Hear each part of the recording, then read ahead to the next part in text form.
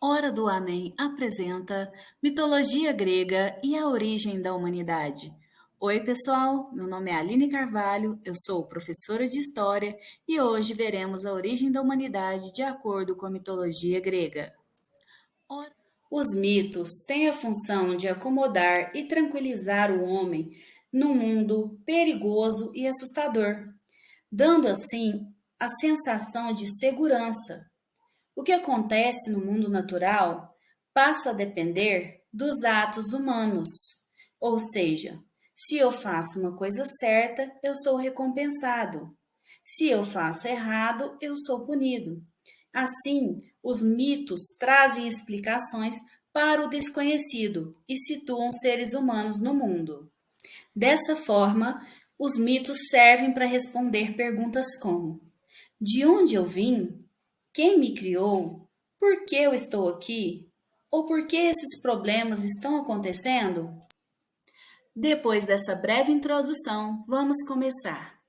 Na mitologia grega, Cronos governava junto com sua esposa Reia, com quem teve 6 filhos, conhecidos como Héstia, deusa do lar, Deméter, deusa da agricultura, Hera, deusa das mulheres, Hades, deus grego do submundo, Poseidon, deus dos mares, Zeus, deus supremo, governador do Olimpo.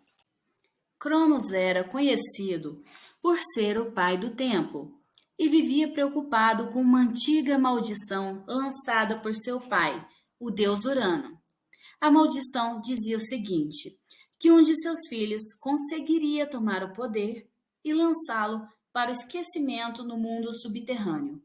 Para evitar que a profecia se cumprisse, Cronos devorava todos os filhos que nasciam. Cansada de ver seus filhos serem devorados, Reia escondeu o último filho de Cronos, Zeus, e entregou para o Titã uma rocha, que foi engolida sem que ele percebesse que não se tratava de uma criança. Dessa forma, Reia enganou Cronos. Zeus cresceu numa caverna em Creta, sob a proteção de ninfas e de sua mãe Reia. Sua mãe o visitava regularmente e o ensinou a se vingar. Desse modo, Zeus cresceu para ser forte e magnífico. Quando estava pronto, Zeus decidiu se vingar de Cronos. Para isso, aliou forças com Metis, filha do titã Oceano. Quando estava pronto, Zeus decidiu se vingar de Cronos. Para isso, Metis fez uma mistura de sulfato de cobre, suco de papoula e xarope de maná, que ela deu a Zeus, que fez Cronos beber. E depois de tomar a bebida preparada por Metis, Cronos vomitou todos os filhos que havia devorado. Zeus e seus irmãos conseguiram derrotar Cronos após uma guerra que durou 10 anos. O titã Cronos foi expulso para o Tártaro, uma região de grande caos e tormento. Zeus e os demais deuses ganharam o dom da imortalidade ao derrotarem Cronos, uma vez que este era tido como senhor do tempo. Viviam no Olimpo sob a liderança de Zeus. O titã Prometeu, que era filho de Iapeto, lutou contra Cronos ao lado de Zeus e convenceu seu irmão mais novo, Epimeteu, a fazer o mesmo. Após o triunfo de Zeus, o sábio titã foi recompensado. Prometeu e Epimeteu tiveram a permissão de seguir vivendo sobre a terra agora governada por Zeus.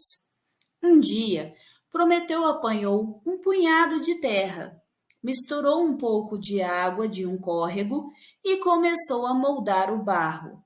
Abrindo as mãos, Prometeu contemplou sua obra, uma figura feita à imagem de um deus, porém mais simples e mais frágil. Ficou encantado com a beleza singela de sua própria criação e resolveu fazer várias réplicas. Ao fim do dia, uma pequena legião de estatuetas de barro estava enfileirada ao seu redor. Prometeu sentiu-se tão encantado por sua obra que os presenteou com a vida. Epimeteu, irmão de Prometeu, foi o responsável por criar os animais. Embora vivos, os humanos continuavam paralisados, petrificados por um medo terrível. Isso acontecia porque, ao criá-los, Prometeu havia-lhes dado o dom de ver o futuro. E como eram mortais, os humanos não cessavam de ver mentalmente a hora de suas próprias mortes. Para livrá-los desse medo, Prometeu apagou o dom da profecia. No alto do Olimpo, Zeus observava a criação de Prometeu.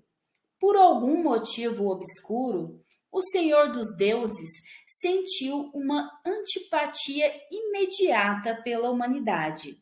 Talvez temesse que aqueles seres aparentemente modestos se tornassem competidores à altura dos deuses. O Senhor do Olimpo sabia que só faltava uma coisa para que os filhos de Prometeu dominassem a superfície da terra: o segredo do fogo. Por isso, proibiu que uma única fagulha fosse colocada nas mãos da humanidade.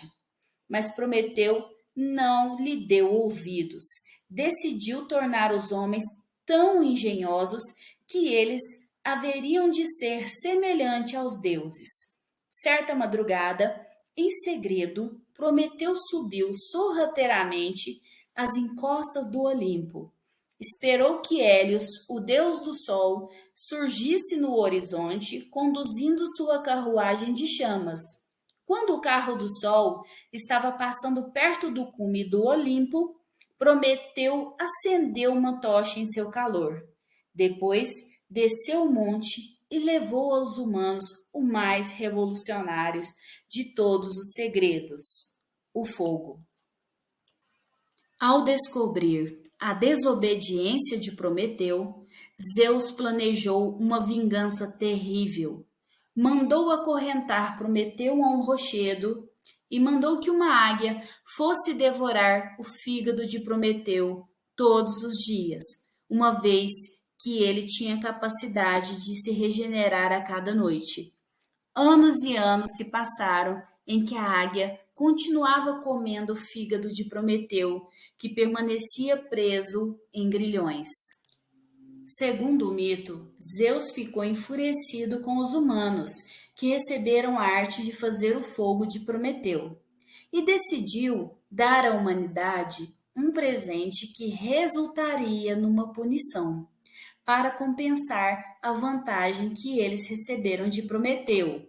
Desse modo, ordenou a Hefesto, artista celestial, deus do fogo, dos metais e da metalurgia, que moldasse a primeira mulher, cujos descendentes atormentariam a raça humana. Dessa forma foi criada a primeira mulher, que recebeu o nome de Pandora. Pandora recebeu vários presentes dos deuses. Atena a vestiu com um vestido prateado, um véu bordado, guirlandas e uma coroa ornamentada de prata. Hermes deu a ela o poder da fala, acrescentando mentiras e palavras astutas. Além disso, outros deuses lhe deram outras qualidades, como graça, beleza, a persuasão, a inteligência, paciência, meiguice, habilidade na dança e nos trabalhos manuais. Feita a semelhança das deusas imortais, quando apareceu pela primeira vez diante dos homens, a maravilha se apoderou deles, mas ela era pura astúcia, não para ser resistida nem pelos homens. Foi enviada ao titã Epimeteu, a quem Prometeu recomendara que não recebesse nenhum presente dos deuses. A deusa Hera, que era esposa de Zeus, deu como presente a Pandora o atributo da curiosidade. A deusa Hera, que era esposa de Zeus, como presente de casamento, os deuses deram a Epimeteu uma caixa que continha todos os males e a recomendação de que ela não poderia ser aberta. Ao ver a bela Pandora, Epimeteu se esqueceu do conselho que seu irmão Prometeu havia lhe dado, de nunca receber presentes dos deuses. Epimeteu acolheu a bela Pandora em sua casa, os dois se casaram e tiveram uma filha chamada Pirra. Pandora recebera a ordem expressa de que não deveria abrir a caixa, mas tinha recebido de Hera o atributo da curiosidade, e a mesma passava dias e dias imaginando o que haveria dentro daquela caixa. Um dia, cumprindo o seu destino, a curiosidade foi mais forte que Pandora, e ela levantou a tampa da caixa, liberando todos os males no mundo. Entre os males se incluíam guerra, vícios, laboriosa fadiga e a necessidade de trabalhar para sustentar-se. Com a abertura da caixa, as doenças também entraram no mundo. E como a pior das consequências, a humanidade perdeu sua imortalidade. Pandora tentou fechar a caixa. E só uma coisa ficou presa no canto interior da caixa: a esperança, de modo que a humanidade pudesse de algum modo suportar seu súbito e eterno infortúnio. Por meio deste castigo, Zeus compensou o roubo do fogo e restaurou a eterna divisão entre deuses e humanos. Mesmo após lançar todos os males no mundo por meio da caixa de Pandora, Zeus quis destruir os homens da Idade do Bronze por causa de suas perversidades e vícios. Enviou um grande dilúvio e pediu a ajuda de seu irmão Poseidon, deus dos mares, para que as águas dos rios e dos mares inundassem toda a terra, engolindo rebanhos, casas, homens e animais. O titã Prometeu advertiu seu filho Deucalion, o mais justo dos homens, e a Pirra, a mais virtuosa das mulheres, sobre o dilúvio. Instruiu o casal a construir uma grande arca, onde durante 9 dias e 9 noites flutuaram sobre as águas do dilúvio. Acabaram por encalhar nas montanhas do Parnaso. Terminada a inundação, Zeus lhes enviou seu mensageiro Hermes, concedendo-lhes a satisfação de um desejo.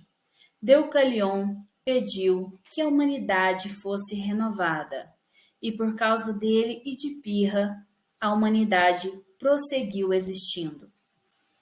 Gostou do nosso conteúdo? Então, se inscreve no canal, clica no sininho para receber as nossas notificações.